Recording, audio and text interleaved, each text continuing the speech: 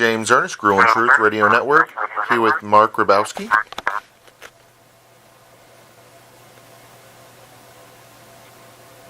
Shoot, it's getting feedback on there. Oh, it's better now. So, Mark, what inspired you to write the book? Well, as with most heroes in most facets of life, their stories have been written many times in many ways, and the Mannings have been among the most covered and overcovered people of their generations, and that includes Archie, who started the whole thing off back in college in the late '60s, early '70s. But I didn't think it was, like with most of these other subjects that are written about. I just don't think they've gotten to the nub of it in terms of the historic quality of it, the relevance in history and culture and the times that produced these men.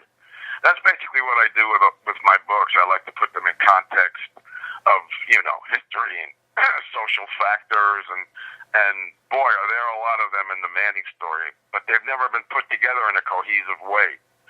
So I did it almost as a sort of novel, as a, maybe a Tennessee Williams play, because they reflect the South, the changing South of the last 50 years, better than any other dynastic family. In fact, they may be the last great Southern family dynasty. And, because of the changes in culture which they reflect. So I wanted to put this all together in terms of history and, all the different factors, not all of them good, not all of them positive, but weave it into a story about how this family has become so dominant, not only in sports, but in the American culture in total. So it's not just the traditional sports book, it's more. No. I try not to do the traditional book, whether it's sports or music or whatever I write about. But one thing I do like to write about, again, is this Southern culture. I'm a New York boy, born and raised. Only 5 years ago came to live in Florida, which really isn't the South. But I've always had this fascination for Southern culture and literature and music and, the birth of rock and roll and, all these great factors that make a Southern story so great are in this Manning book. So, it's sort of a continuation. I did a biography of Tom Landry years ago, which reflected Texas society, and this reflects the Delta and Mississippi and New Orleans, and then how it transplanted to Yankee Land up north, and how they were able to conquer the North. It was like the South conquering the North. 150 years too late. So it's a great story. It really is. What famous families in other walks of life, politics or entertainment, would you compare them to?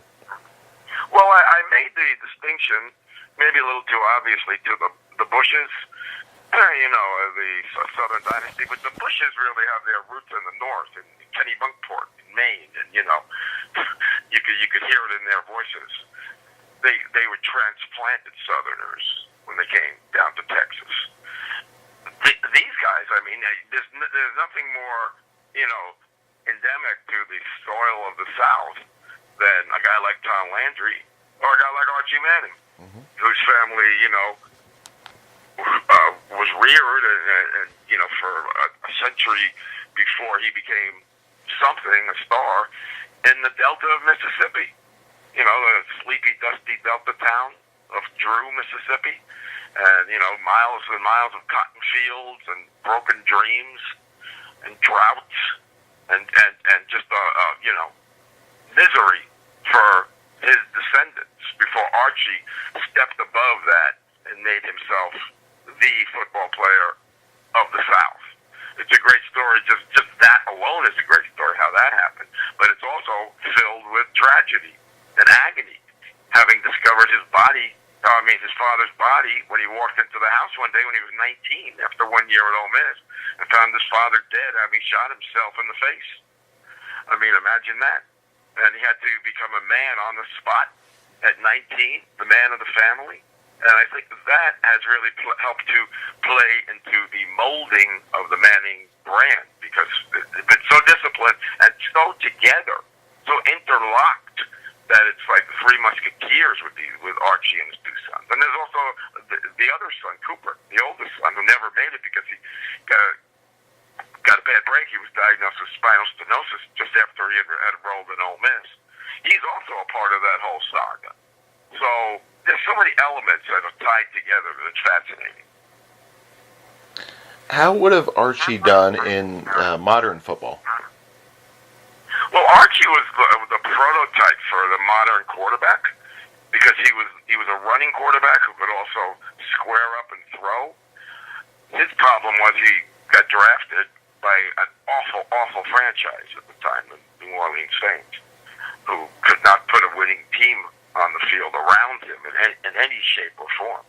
I mean, he was sacked 12 times in a game once. That's the kind of existence he lived. Miserable. I mean, and people wearing, bags over their heads to games and calling them the Aints.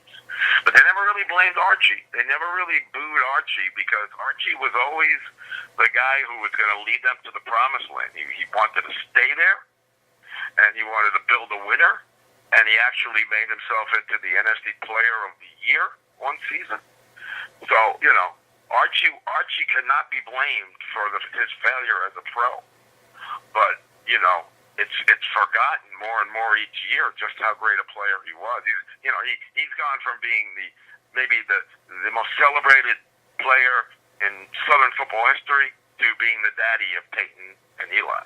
So, I mean, his sons must have done a whole lot for him to go through that transition. But that's also a commentary on, what have you done for me lately? Civilization in the last 50 years. It's always instant gratification. But it's okay by Archie because he's retained his authority as a father, and he appreciates that after not being close with his own father and finding his father dead. He appreciates being the father of the two great quarterbacks. Some people consider Peyton the greatest of all time. Is that accurate? Well, I don't think so. I mean, I made a distinction that Peyton may have been the greatest icon as a quarterback, while Tom Brady is the greatest quarterback.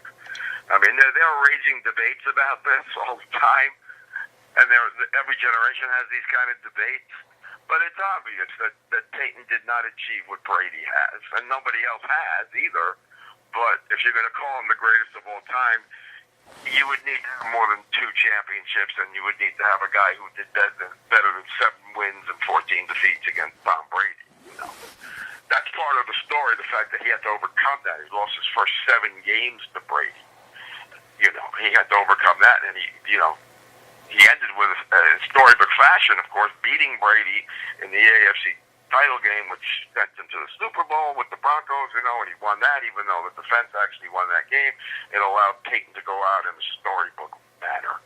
So it always seems to end up great for the Mannings, but they got to go through a lot of turmoil to get there. But no, I don't believe he is the greatest of all time. He, top 2, 3, nothing wrong with that. And Eli might not even be that far behind. And if he wins another championship somehow with this circus-like Giants team, he'll have won up Peyton in rings, and it'll get him into the Hall of Fame also. Is that kind of like how Peyton's college career was with Tennessee, where he didn't win it, but then Tennessee followed up and won it? Something along that lines? Yeah, that's what happened. I mean, like Archie, for all his greatness, the SEC player of all time and one of the greatest Southern college players of all time, never won a Heisman, never won a title. Neither did Peyton. Neither did Eli. And, that this is kind of crazy looking back that they were able to weather that and still become top draft picks. All 3 of them. That's how much, the scouts always saw in them great pro quarterbacks, even when they were in college. But, Peyton could never beat Florida, and that sunk his college career. And he has to live with that. The fact that, as you said, The year he left was the year they won with an unheralded quarterback who never made it to the pros. So that was almost like a taunt. It was almost like mocking Peyton. But it all works out for them, you know. I mean, they have an unbelievable propensity for happy endings, and they certainly have had a lot of those. Do you feel Eli has to win another Super Bowl to become a Hall of Famer? Yeah, as I said a few minutes ago, I think that's the only thing that'll get him in. Three championships will get you into the Hall of Fame. Doesn't matter who you are. But listen, he's racked up some unbelievable records of his own, and had they not pulled that nonsense with him last year where they benched him for one game for no reason at all, other than the fact that the team was horrible and they were looking for scapegoats, and they were looking to scapegoat specifically him. He has racked up some unbelievable. His Iron Man streak is better than Peyton. He's more durable than Peyton ever was. He hasn't had that spinal neck kind of, that he hasn't had that problem. And he's 36, and listen, I mean, he could still win if they somehow manage to get a modicum of professionalism on that team, and Odell Beckham Jr. stops acting like a child with ADHD and buckles down and just plays football. They could still do a lot of damage. And again, like I say, things always seem to end on a storybook note for these guys. So I wouldn't put it past them. I wouldn't put it past them to win another title. What type of career do you feel Cooper would have had? Well, Cooper was apparently from what they all say, the best athlete of the three sons. He was the oldest, the first one to make a name for himself in high school. He wasn't a quarterback. He was a receiver. He was long, lean, long fingers, sticky fingers, could really run and catch. And his quarterback in high school for 1 year was his brother Peyton. And they were going to continue that at Ole Miss, Archie's old school. They were going to continue that legacy. And Cooper did go there, did enroll there, but before he could even play a game, he was diagnosed with spinal stenosis and could never play again. And it devastated Peyton. So it immediately changed the course of Peyton's career, because he did not go to Ole Miss after that. I don't think he could bear being there with Cooper and not being able to throw the ball to him. It devastated Archie, but again, it made Peyton a man, the way Archie had to become a man when he found his father's body. And he, did it on his own, did it his way, was a great college quarterback. And in the end, 5 years later, Eli comes along and does go to Ole Miss. He closes that circle, and he breaks all of Archie's records, passing records at Ole Miss. So again, here we go. Turns out, ends on a high note. Everything is great. But Peyton was obviously the cream of the crop. He was the one who was going to make it big because of his attitude. Cooper was a great natural athlete, but he didn't have that intensity that Peyton has. I don't know that any other players ever had the intensity of Peyton Manning. Even as a teenager, he had that. When Archie tried to coach his team, Peyton would get in his face as a 16-year-old. That's the kind of guy he was, and it was one of the elements that made him so great. Do you think there'll be a third generation of Manning athletes? well, Peyton has a son. Eli has 3 daughters, so it's all dependent on that one son. And if he does, it'll continue the dynasty, and who knows? I mean, the last 47 years, there's been a Manning starting at quarterback in the NFL for 33 years. That's a real dynasty. And, we'll have to wait and see. I don't know. He's still a young boy. We'll have to wait about 15 years to find, about 10 years, 12 years to find out if that might happen. But it could. Something's been passed down in the DNA with these Mannings. Something special. Because all three of Archie's sons were blessed with tremendous talent. So, who knows? It could happen. Who helped you to get such great insight and depth into the Peyton or the Manning family? Nobody helped me. I did it all on my own because that's how I write these things. And certainly not the Mannings, and I didn't want that to be the case. I did meet them at the Manning Passing Academy which they have every summer down in Louisiana. This is something Archie started like 35 years ago, and it's a matter of family bonding. That they all come there, even Cooper, and people, kids, college, high school players come, and they pay their way in just because they want to see Peyton throw a ball, which is the only time he'll ever throw a ball anymore. 2 or 3 wobbly passes down there at the Manning Academy.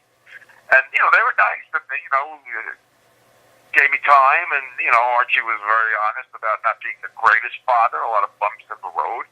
But I didn't want them to have any kind of, any kind of veto power in the book. I wanted it to be my book.